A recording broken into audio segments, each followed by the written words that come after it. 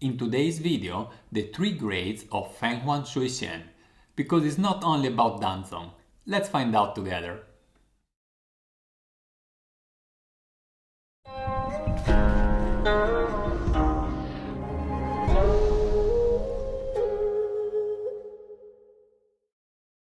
Hi guys, this is Gabriele from nannuoshan, where we share the pleasure of drinking and discovering genuine farm tea.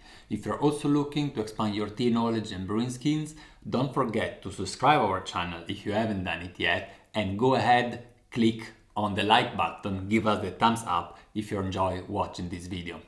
Today we speak about tea from the south, and in particular from Guangdong.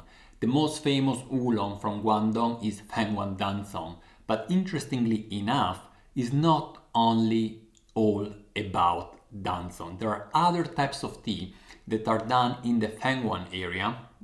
And yesterday I had some friends coming over, some tea friends coming over, and we had first of all some rock teas, and after that we dived into Shui Xian from Fenghuang, so Dancong, and there are some interesting discussion came out that I would like to summarize in this video together with you. And without further ado, I would like to say, first of all, let's have a look at the tea that I have already prepared here in front of me. I have weighted already 4.5 grams each, and we have here 1, 2, 3 in order of grade, from the less good, let's say, or the most affordable, to the most expensive. And I will explain you a little bit better what it's all about, why there are different grades, why not so many people actually are aware that the Fenghuang tea, if you want, the Fenghuang Shui Xian, because it is done in the Fenghuang area and they are all belonging to the Shi Xiang family, are actually characterized in 3 different grades. And first of all, this is not about the distinction between bouquet style Dancong and traditional style Dancong that we have seen in another video. Both those, bouquet and traditional, were quite high grade. It was not about the grade that time, but today it is really about the quality of the tea, independently on whether it is a bouquet style or a traditional style. So here we have the first one, and I tell you, just by looking at the leaves, maybe let's start with that. What I can tell you is that this one here is a little bit more diverse, like there is a little bit more colors in it, and it is more of a clear brown color, while here I see a tinge of purple in addition to it in both of them. So I would say that these two looks much closer to each other than this one, both in terms of color and also in terms of consistency of leaves, so that all the leaves are fairly similar to each other. So we'll put grade number 1, let's say the worst of the 3, in this one here, in this guy one. Then we have grade number 2 and grade number 3. I'm going to rinse them quickly, and I have to say that this distinction between the 3 different grades is not something that we hear much nowadays, but there are still farmers that make the distinction actually down there. And it is a distinction that started off in the mid of the past century, in the 50s, when after Mao Zedong came to power, there was the standardization of farming and agriculture in general in China. And because of this standardization, basically they had to find a way to characterize different things, not only tea, also food, just in terms of quality, right? So that when the government was getting tea from the farmers, they could say, okay, this one is grade 1, that's grade 2, that's grade 3, and there was no market defining it, right? It was all defined by the government, also the pricing and the quality. So that's why that came into use. And now, after the opening up of the market in China, already some decades ago, we have lost a little bit this distinction, while given the fact that these farmers have put these labels with this different clear distinction on these 3 pouches, still means that nowadays there is a distinction. And there are other reasons why you guys don't know about it. And I will tell you in a second. So just having a look at the color of the brew here, to compare them together, we can see very clearly that the first one is much clearer in color, right? So one could say, if you know it, and because I tell you, let's say that are all Dancong, you would say this is probably a bouquet style and these are a traditional style. But that's not the point, and we will find out soon. I think that the next step I want to do is just having a smell at the wet leaves and see if that tells me something. Oh, it's really full. So I will drink the last tiny bit just because my waste container is too full.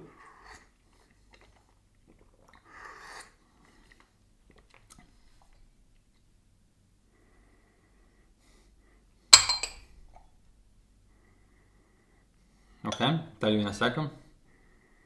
All right, so this is quite flat. It's not bad, but when I smell it, the lid, I have just the urge of also smelling the guy one, just because that's not enough. Very vegetal, wet hay, wood. That's the feeling it gives me. Stronger roasting, a little bit of barn wood, definitely fire and wood.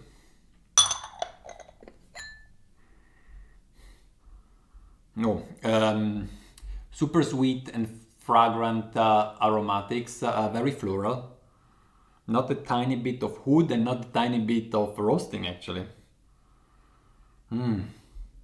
Very aromatic. So, now, while I brew them, I will tell you which is the name that is written here on the different pouches, and we will start from there explaining the different grade. So the one that I'm brewing here right now, it's a Fenghuang Shui Xian. So it is a Gaoshan, well let's do like this, is a Gaoshan meaning a high mountain, characterizing the fact that around Fenghuang there are mountains, and this is probably coming from one of those, and Shui Xian, which is, general word for, you can translate it with water sprite or narcissus flower. It's just the name of the family of varieties that grow up there. The second one here, while actually I steeped the first one, is called Shui Xian Langzai. So there is still the Shui Xian, that, as we said, is the variety. In fact, today we are speaking about Fenghuang Shui Xian. They are all Shui Xian. We just want to see which are the different categories, the different grades actually. So it is a Shui Xian Langzai. Now, what does Langzai mean? Lang means wave, like the waves in the ocean. And Zai means vegetables, greens. So wave in this sense is more meant like a verb, like in the sense of shaking, moving. And it's kind of shaking the greens, if you want. With greens, of course, here we mean the leaves. So, Langzai. And then we have on this side here, we have again a Gaoshan, like the Shui Xian at the beginning, so it's a high mountain, Shi Xiang, which is a famous Dancong, a famous cultivar. So now if we look at the color of the... Yeah, so it's still very yellow, this one, while both of those have a more a tinge of brown. And I would say that here the central one is a tiny bit darker, which could reflect that barn taste smell actually that I was smelling before. It's kind of fading out. Very aromatic. That's nice because it's not just because it reminds me something that I had there. It doesn't have a lot of complexity in a way. It's kind of flat but pleasant, yeah. So let's taste them. Yeah, and we start with the Shui Xian, yeah. Now those teas may be coming from different years. They're coming from the same producer, but here is not very much about which year it is. It's more about the grading.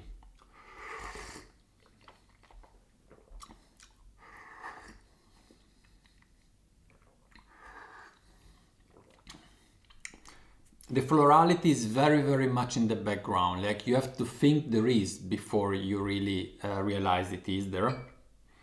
Not not spicy. Yeah, I said it reminds me flour, but the one you do for the dough, basically, not the flowers. And it's kind of, yeah, kind of flat, pleasant, not bad, but you know, it's a tea that if I drink, maybe I would drink just alone during the day, but it's not that it's telling me much to dedicate to it a tea session just all the time to the tea, let's say. More for, you know, bringing along another activity that I'm doing, maybe while I'm working, something like that. So now go for the second one, the Lang Tsai.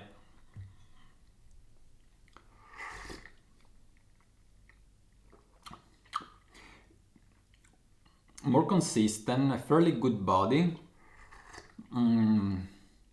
It's still somewhat flat. There is not all those aromatics are not really there. Yeah. And then we have the Shi Xiang. And after that, I will reveal you finally all the details and why actually there are different grades. This is really good. It's really, wow, it's really good Shi Xiang. It's not only Shi Xiang, it's really a good one. By the way, I tasted this yesterday night, but it's the first time I'm tasting the Shi Xiang. Because when we tasted these, to Benjamin that came yesterday with the samples, I thought, okay, I will do a video tomorrow. Can you also give me a Dancong? And he gave me this one. Because these two are not Dancong. They are Fenghuang Shui Xian, but they're not Fenghuang Dancong. Let's have a look at the leaves and see what they reveal us.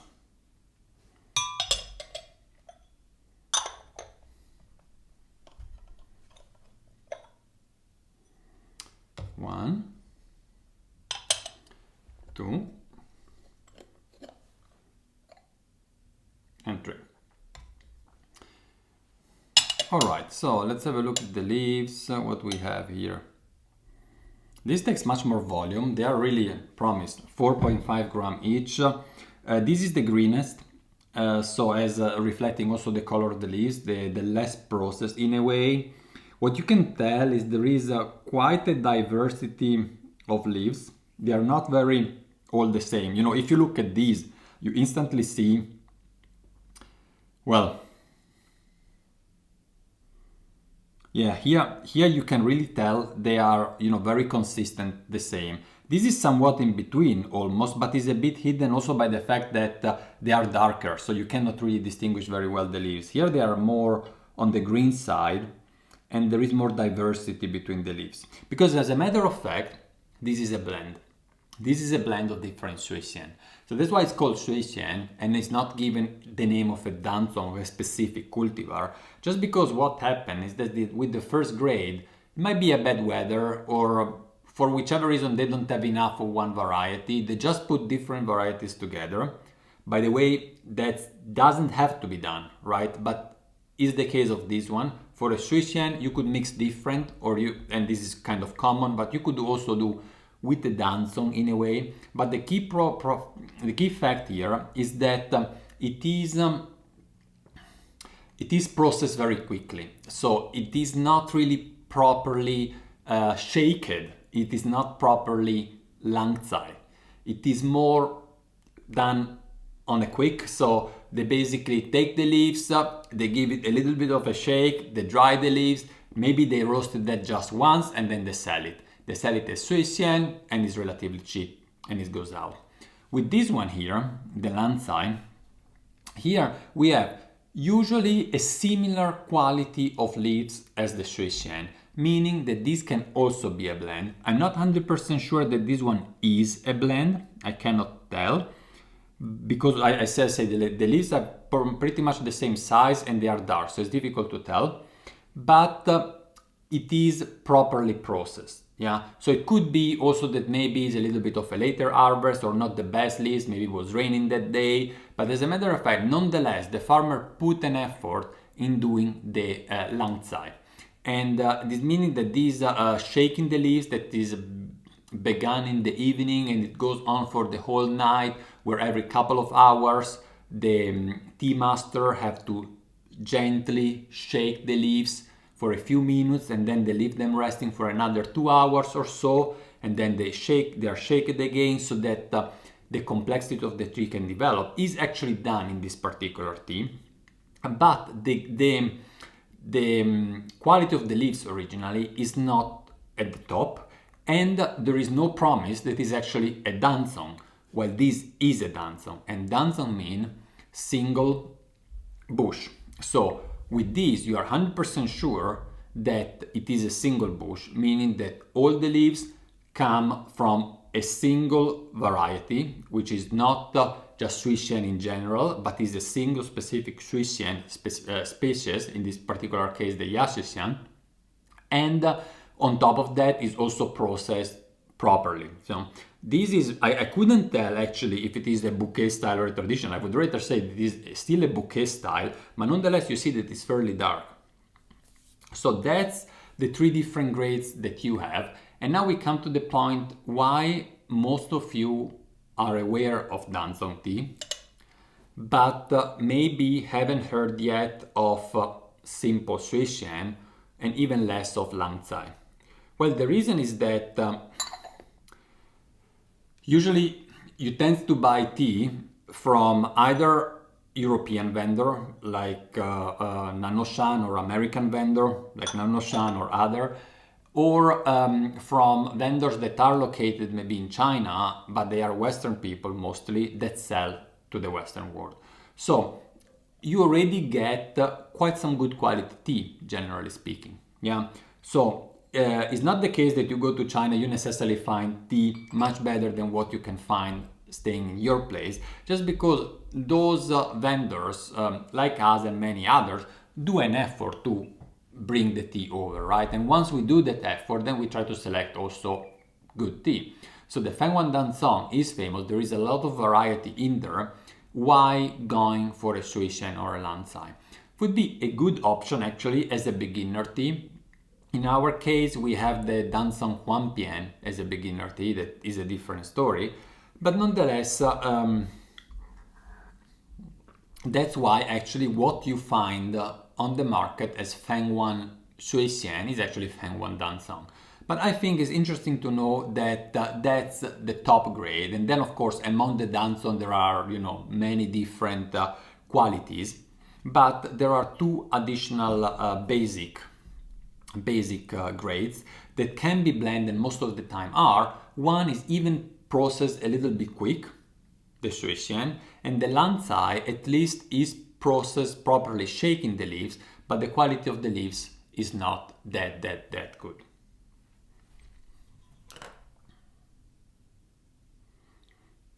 And if you're interested, just let me know, and sure, I can try to source maybe next year some, or this year some Shui Xian and some Langzai, so that you can all have a comparison. Would certainly come at a lower price tag, and they are good tea. It's not.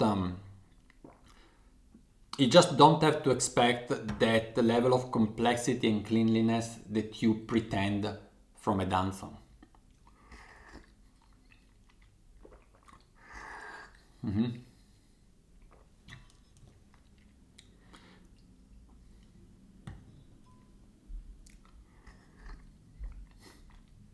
It's interesting how these two, although they are fairly different in terms of processing, as we say, they are somewhat similar in a way. Like you start with this, then you go to this and you say, okay, that's there is more strength, it is more roasted, it is a tiny bit more complex.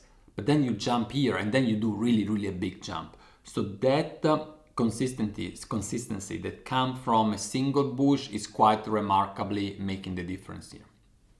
All right, I hope I brought today a little bit of tea knowledge into your tea reel. If this is the case, please don't forget to give us a thumbs up. Any topic you would like me to deepen into, go ahead and post the content in the comments below, here just below the description. And that's all for today. I hope I will see you next week. Until then, keep on brewing good tea. Bye guys.